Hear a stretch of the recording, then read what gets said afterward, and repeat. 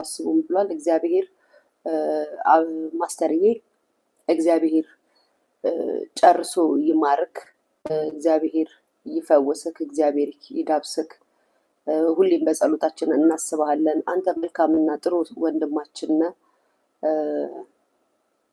በጣም የሚገርማችሁ ነገር ማስተር አብነት ከዚህ በፊት አግኝቼው የህይወት እንትኑ ሲነግረኝ በጣም ነበር ያሳዘነኝ። በጣም ማለት ነው እጅግ በጣም ጌታ እና አልተወራለትም፣ እንደውም ብዙም አልተነገረለትም። በባህሪውም በጣም የሚያሳዝን ልጅ ነው። ዝም ያለ ሰው ነው ምናምን፣ ከሁሉም ጋር ተመሳስሎ የሚያሳልፍ ሰው ነው። በዛ ላይ በጣም አይናፋር ነው፣ ሰው አክባሪ ነው ምናምን እና ህመሙ ከድሮም ጀምሮ እንደሚያመው ምናምን ነገር ብዙ ደረጃ ደርሶ እንደነበረ ምናምን ነገር ነግሮን ነበር። ከሚኪ ጋር ነበር ስናገኘው እና አንዳንዴ እግዚአብሔር በቃ ሲወዳችሁ እንደዚህ ይባርካችሁና ትኖራላችሁ ምድር ላይ እንደዚህ በጎ ነገር በማድረግ ማለት ነው። በማስተር አብነት ውስጥ ብዙ ብዙ ብዙ ምስኪን ኢትዮጵያውያንን በጣም ብዙ ሰዎችን ረድቷል፣ ተመርቋል። እግዚአብሔር የነሱ ምርቃት ደግሞ የነሱ ጸሎት እግዚአብሔር ካለበት ህመም ካለበት ስቃይ ካለበት ነገር እንዲዳብሰው ያድርገው ላለው እኛም እንደዛ እንመኝልሃለን። ማስተርዬ በጣም ነው የምንወደግ ጌታን በጣም ነው የምናከብርክ። በጣም ያዘንኩት እኔ ምክንያቱም ያው በአካልም ስላየሁክ ነው ልቤ ትንሽ የተነካው። አንዳንዴ እንግዲህ የምሬ ነው የምላችሁ እግዚአብሔር ለምን አመምከኝ አይባልም እና መታመማችንን በእንትን አንመልከተው፣ ግን እግዚአብሔር ይጎብኝክ ይመልከትክ። በጸሎታችን እናስብሃለን። እውነት በጣም ነው የምንወደው ማስተርዬ፣ በጣም ማለት ነው። ይህንን ነው ማለት የምፈልገው። በጣም ያሳዘነኝ፣ በነገራችን ላይ በጣም ያሳዘነኝ ጌታ እመቤቴን በጣም ማለት ነው። ምክንያቱም ከዚህ በፊት አውርቼዋለሁ፣ አናግሬዋለሁ፣ ነግሮኛል ህመሙን ምናምን እና በእግዚአብሔር ታምር ነው እዚህ የደረሰው ነው። እግዚአብሔር ህይወቱን ሲመልስለት በጣም ብዙ መልካም ነገሮችን ሰራ፣ በጣም ብዙ ነገሮችን አደረገ በህይወቱ ታውቃላችሁ። እና ዛሬ ላይ ደግሞ አልቻልኩም ብሎ ሲናገር በጣም ነው አንጀቴን የበላኝ፣ በጣም ማለት ነው እጅግ በጣም እና እግዚአብሔር ይመልከትክ፣ እግዚአብሔር ይክ፣ አይዞክ። በየእምነታችሁ ደግሞ ኢትዮጵያኖች በአጠቃላይ በየእምነታችሁ በጸሎታችሁ ሁሉ አስቡት እላለሁ። እናስብሃለን፣ እንወድሃለን። እግዚአብሔር አለ፣ ይሻልሃል። ነገም ሌላ ቀን ነው። በጣም ነው የምናከብረው ማስተር። ይሄንን ማለት ፈልጋለሁ ለማስተር አብነት። በመቀጠል ጋይስ እንግዲህ ሚዲያ ላይ እችን ነገር ዝቅር አድርጋት መሰለኝ ወረደች። አሁን ደግሞ ወደ ወሬያችን እንገባለን። ቤተሰብ ኑ ወሬ ልንገራችሁ። ወሬው ምንድን ነው? ላስተካክለው። ይሄ ነገር እንዴት ነው ተደረደለ እንዴ? ተኩሰሽ ላኪ ስላት ካክስ አስገብታ ላኪ። ልጅቷ ሄማን ኮፍያ ጋይስ በጣም ነው የሚገርሙት። እዚህ በጣም የሚገርማችሁ ነገር ጋይስ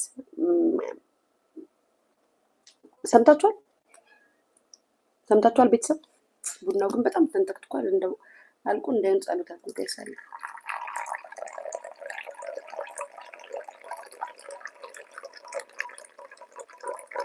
ጥቁር ቡና ግን ባይኖር ምን ይውጣል ነበር? እንደው ጥቁር ቡና ባይኖር ምን ይውጣል ነበር ጋይስ?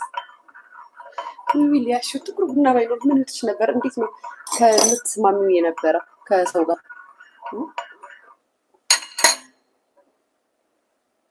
እንዴ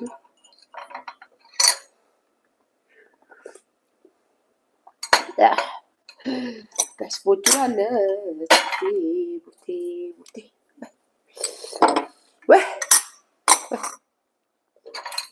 ይሄ 3 ማንኪያ የሚደረግበት አይወፍርም እንትን አይልም። ምሳ ነበር ስጠብቅሽ የነበረው ማስተር አብነት። እግዚአብሔር ይማራው፣ እግዚአብሔር ይማራው በሉ ሁላችሁም ጋይስ በጸሎታችሁ አስቡት ጋይስ። የሆነ ወሬ ልነግራችሁ ነው።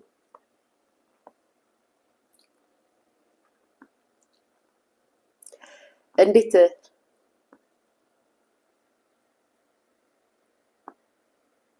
ማጀምሪው ነው ቤዚ? የለምንድን ነው የጀበና ቡና ማጀምሪው ያልሽኝ? ቤዚ የት ልጀምር?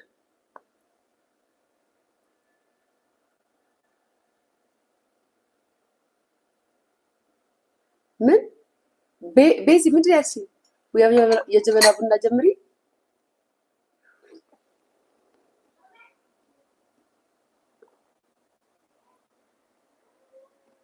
ለምንድን ነው የጀበና ቡና የሚመረው? ቡና ሲበዛበት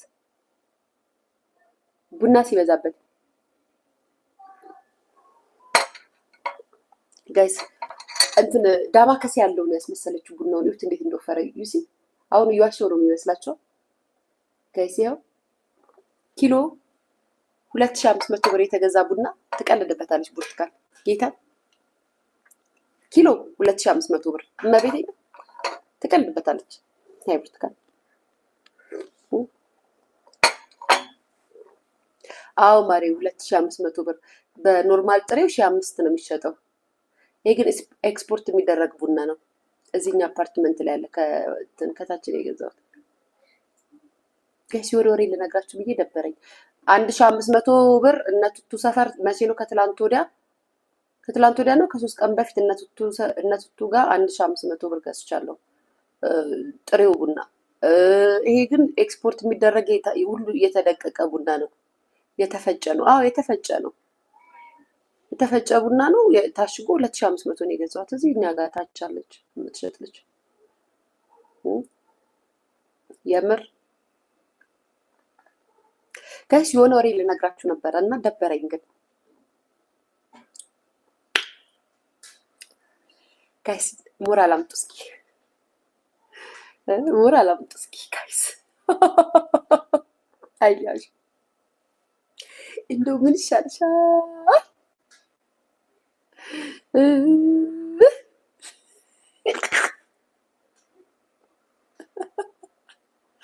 ቤተሰብ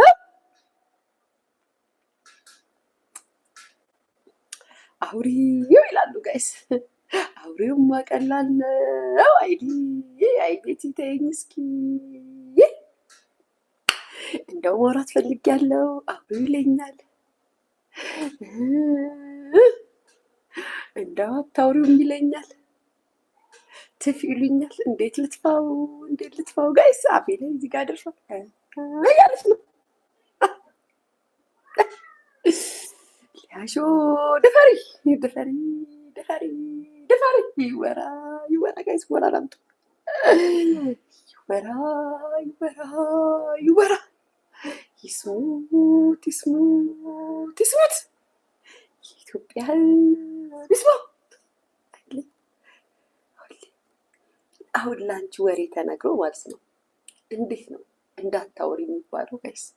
ኃጢአት እኮ ነው እንደዚህ ብሎ ማለት ራሱ። ጌታ ጋይስ ጨነቀኝ ገብርኤልን።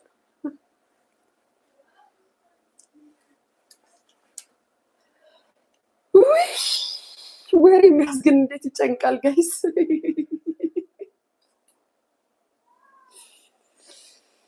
ውይ